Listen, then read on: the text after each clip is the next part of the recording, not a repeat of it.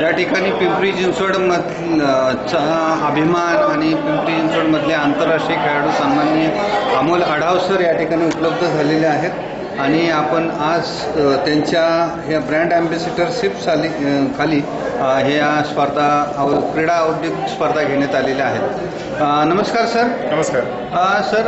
आजच्या या स्पर्धा ज्या झालेल्या आहेत 16 विविध गटामध्ये, तर ह्या स्पर्धा संदर्भात काय सांगाल की कशा पद्धतीने या स्पर्धा झालेल्या? या स्पर्धा म्हणजे इंडस्ट्रियल स्पोर्ट्स असोसिएशनला साधारण एक 40-1 वर्ष झाले असेल आणि 40-1 वर्षापासून 17 विविध प्रकारच्या आम्ही क्रीडा स्पर्धा घेतो. त्यामध्ये एक ॲथलेटिक्स हा एक महत्त्वाचा क्रीडा प्रकार आहे. ॲथलेटिक्समध्ये आपण ओपन, वेटरन्स आणि गर्ल्स या तिन्हीसाठी आपण इव्हेंट घेतो. त्यामध्ये प्रामुख्याने 100 metre, 200 metre, 400 metre, long distance, middle distance, jumping event, throw event आपण असे वेगवेगळे इव्हेंट अरेंज करतो. साधारण या इव्हेंटमध्ये Tata Motors, Bajaj, Brembo industry, Thermax, SKF, AFK अशा एक 15 ते 20 कंपन्या दरवर्षी पार्टिसिपेशन करतात. सर, या ठिकाणी तुम्ही आज ब्रँड ॲम्बॅसिडर म्हणून या ठिकाणी तुमचं लॉन्चिंग झालेलं आहे आणि त्या अनुषंगाने तुमच्या मार्गदर्शनाखाली आणि सहकार्याखाली ही स्पर्धा घेतलेली आहे. तर या दृष्टीने तुमचं काय मार्गदर्शन या स्पर्धेच्या अनुषंगाने? आमचं मार्गदर्शन म्हणजे मी औद्योगिक क्रीडा संघटनेमध्ये सर्वात लीडिंग स्पोर्ट्समन मला म्हणजे आहे. माझ्या जवळजवळ 7 समुद्र आणि 10 ते 12 इंटरनॅशनल झाल्या.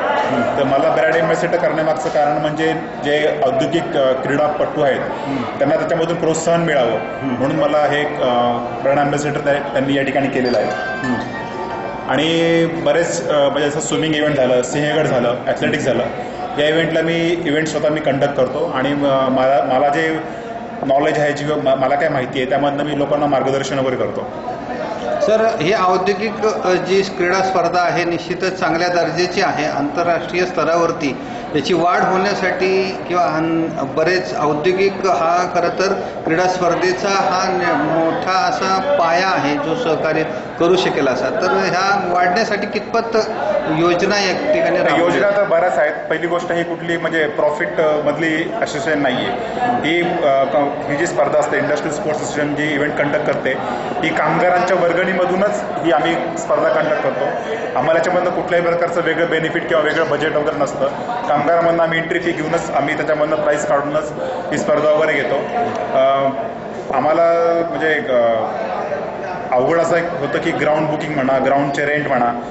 आता यावेळेस आम्हाला ग्राउंड 5,000मध्ये मिळाले.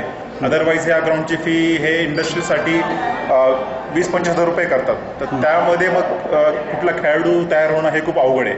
आता यावेळेस आम्हाला ठीक आहे 5,000मध्ये ग्राउंड मिळालं म्हणून ते ठीक आहे. आम्हाला कुठल्या मोठं फेडरेशन किंवा असोसिएशन आम्हाला मदत करत नाही. कामगारांच्या मधनं वर्गणी काढूनच ही स्पर्धा कंडक्ट केली जाते. निश्चित सर, या ठिकाणी स्वतःच्या लोकवर्गणीतून ही स्पर्धा होते आणि ही खरं इंडस्ट्रीयल लेवलची स्पर्धा ही करोडोमध्ये पैशामध्ये व्हायला हवी. खरं तर इंडस्ट्री लोकांचं त्या दृष्टिकोनातूनही सहकार्य मिळायला पाहिजे. इंडस्ट्रीचं भरपूर सहकार्य आहे, तर त्या सहकार्यामध्ये काय योगदान सांगाल तुम्ही सर? नाही, आता सर्व कंपन्यांनी मिळून एकत्र येऊन ते सहकार्य सगळ्यांनी केलं पाहिजे. आता टाटा मोटर्स किंवा बजाजमध्ये क्रीडा विभाग आहेत, त्या ठिकाणी क्रीडा खेळाडूंना प्रोत्साहन वगैरे दिलं जातं. पण महाराष्ट्रामध्ये किंवा पुणे परिसरामध्ये एवढ्या इंडस्ट्री की बाकी इंडस्ट्रीमध्ये खेळाडूंना प्रोत्साहन दिलं जात नाही. तर त्यासुद्धा इंडस्ट्रीने त्यांच्या खेळाडूंना वगैरे प्रोत्साहन दिलं पाहिजे. आता आपण बघितलं तर IT मध्ये सुद्धा क्रिकेटच्या वगैरे स्पर्धा चालवल्या आहेत, पण बाकी खेळाडूंना असं प्रोत्साहन मिळत नाही. आमच्या इंडस्ट्री स्पर्धेमध्ये बाकीच्या IT मधल्या क्रिकेट खेळण्यासाठी जातात, पण ॲथलेटिक्ससाठी वगैरे कुठलेही IT मधले ग्रुप खेळण्यासाठी येत नाही. तर त्यांनी सुद्धा त्यामध्ये सहभाग घेतला पाहिजे, जेणेकरून तिची आपल्याला फंडिंग वगैरे आपलं वाढलं जाईल आणि स्पर्धा अजून चांगल्या रूपाची ते म्हणजे होण्यास मदत होईल.